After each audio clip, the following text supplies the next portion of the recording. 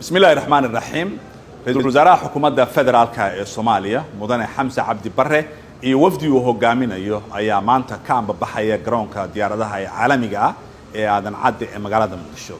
Ra'iisul Wasaaraha iyo wafdigiisa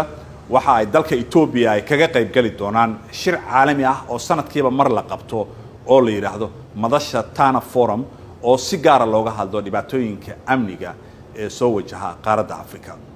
Shirka sanadkan waxa ka qayb galaya madaxweynayaal mas'uuliyiin kala duwan iyo qaar ka mid ah hogaamiyaashii hore ee qaaradda Afrika iyo hay'adaha caalamiga waxaana si gaar ah sanadkan loogu eegi doonaa shirka Tana Forum in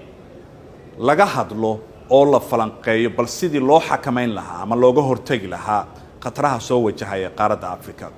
Ra'iisul Wasaare Xamse Cabdi Barre oo la filayo in shirka uu khudbad ka jeediyo ayaa waxa uu kaga hadli doonaa dhibaatooyinka xagga amniga ee haysta dalal fara badan oo qaaradda ah oo ay kamid tahay Soomaaliya oo si gaar ah ula dagaalamaysa kooxda xag jirka ah ee argagixisada ee Al-Shabaab oo dawladda Soomaaliyeed iyo waliba shacabka oo isku duuban hadda ay doonayaan sidii loo dabargoyn lahaa oo wadanka looga ciribtiri lahaa.